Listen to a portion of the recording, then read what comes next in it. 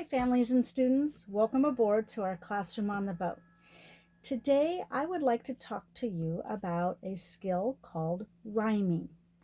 Now, rhyming is a helpful first step towards something called phonemic awareness. That's the ability to be able to hear sounds within words and also to be able to identify word parts. So, when your child is playing around with rhymes, they're learning to hear the ending sounds in words.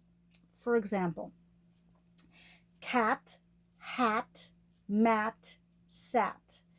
Those words rhyme because they all end with a at sound. So that's that sound at the very end of the word.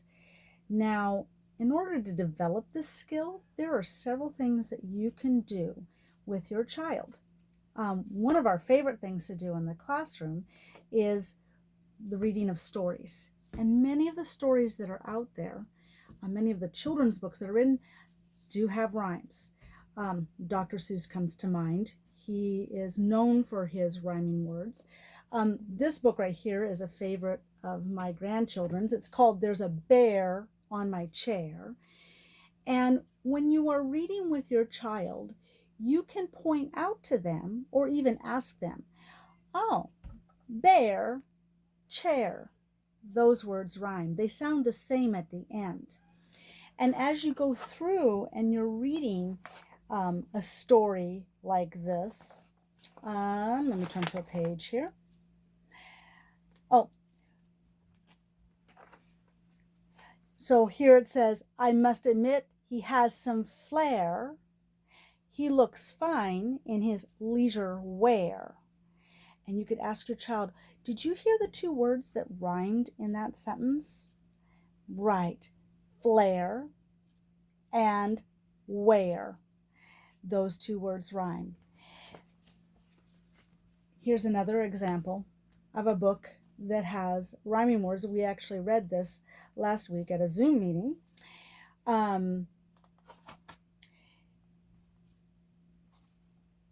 Along comes a clam with a wide winning grin and a pearl of advice for her pal to take in. That's right, there was some rhyming words there. Grin, in. So, or frown, down. So you can use books to be able to work on this concept with your child. Another thing that we also enjoy doing in the classroom is playing matching games with children. So I might gather together some items or even pictures of things that have words that rhyme. So for example here, and this is also a great game to play to build vocabulary. If your child is not sure of what something is, it's a great time to be able to tell them what that word is and what that thing is. For example, I have a bat. Some people might not know what a bat is. This would be a good time to discuss that, along with this is a bat, and I have a cat. I have a dog and a frog. I would mix these items up and ask the child to tell me if they could find two things that have words that rhyme. So your child might pick up this and say, oh, this is a cat. And then they might pick up the frog and say, this is a frog. And then you can ask them, do these two things rhyme? Let's say the words together. Cat, frog. Ooh, do those sound the same at the end? No, they don't. And then you could point out, how about dog? What would dog rhyme with? Dog, cat, or dog, frog? Right, dog, frog. Those two words sound the same at the end. They both end with a og. And cat and bat, those two words rhyme because they both sound the same at the end and they both have an at sound. So you could play a game where they are having to match things that rhyme. Another thing that we do in the classroom, another game that we play, is I might say a word like cat and ask them, can you give me another word that would rhyme with cat? And they'll think for a minute and they might come up with bat, sat, fat, mat. So all of those words rhyme because they sound the same at the end.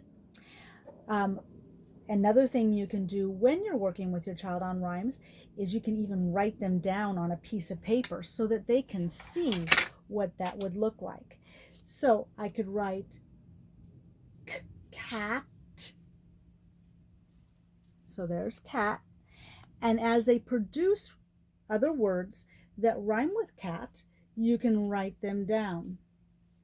So I will write mat and sat. And then you could ask them, what do you notice about these words that is the same? And as they get better at rhyming and understanding this concept, they will notice that they all have an AT at the end. So I hope you enjoy playing some rhyming games with your children this week, and maybe enjoying a book that has rhymes in it. And also don't forget, there are many nursery rhymes out there and songs that have rhymes too. So there's lots of ways to explore the concept of rhyming with your children, and a great start towards their phonemic awareness. I hope you have a wonderful day.